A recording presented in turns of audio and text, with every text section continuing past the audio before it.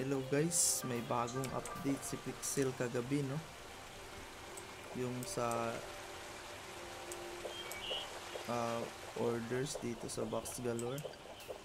At kanina umaga, may bagong update na naman. Pwede tayong mag-craft ng sarili nating Infini Portal. Yung dito sa sa Top Farms. Yung makaka-travel tayo sa iba't ibang land.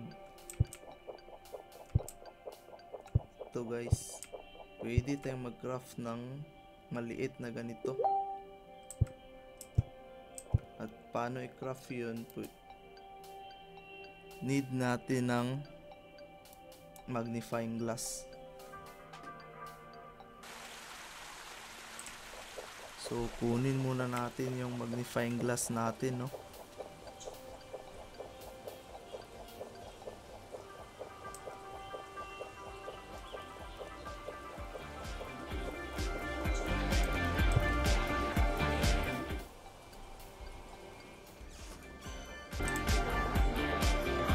Kunin muna natin yung magnifying glass natin, guys. Ito, kailangan natin ito. At need natin at least 6 na bakante. So, inventory natin. Ayan, 6. Kailangan natin ng space na 6. Tapos, labas tayo.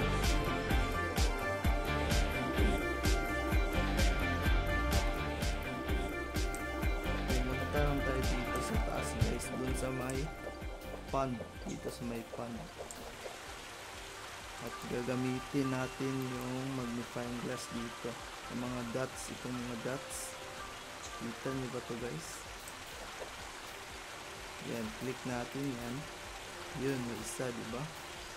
Tapos need tayo ng energy guys, kasi need ng energy to eh. Ay, pag di mo nakuha pala. Oh, so need natin kunin itong mga power pixel na tinatawag. Yan, pang 5. Yung pang 6 guys, nandun sa guild HQ, guild headquarters. Wait lang, puntahan natin muna.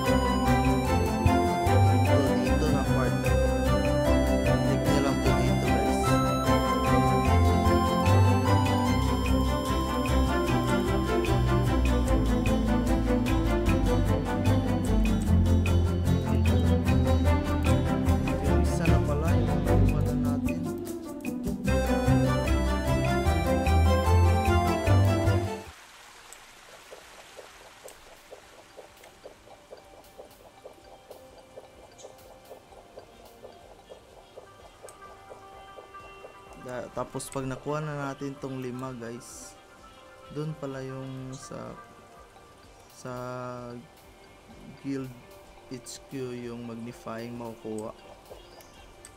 Punta tayo dito sa Ministry of Innovation.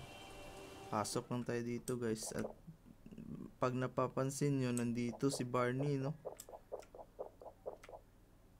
Click nyo lang tong blueprint table at makikita nyo na yung Infini Portal.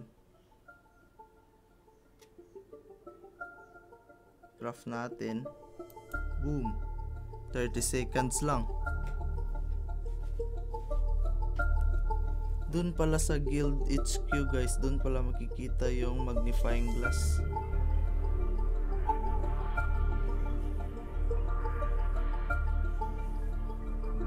Dun sa may bush, kung need nyo kung wala pa kayong magnifying glass, punta pumunta lang kayo sa Guild HQ at kunin nyo dun sa may bush yung kanina.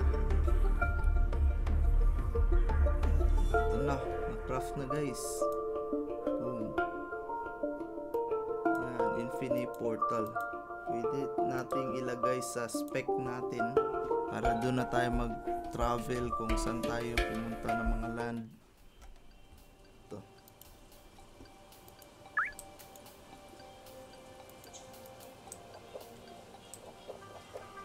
Ano ba ito gamitin?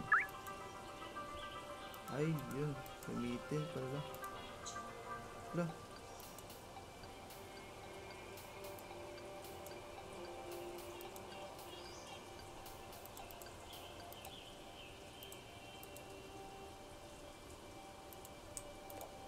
Wala, nagamit ko na yun sa akin.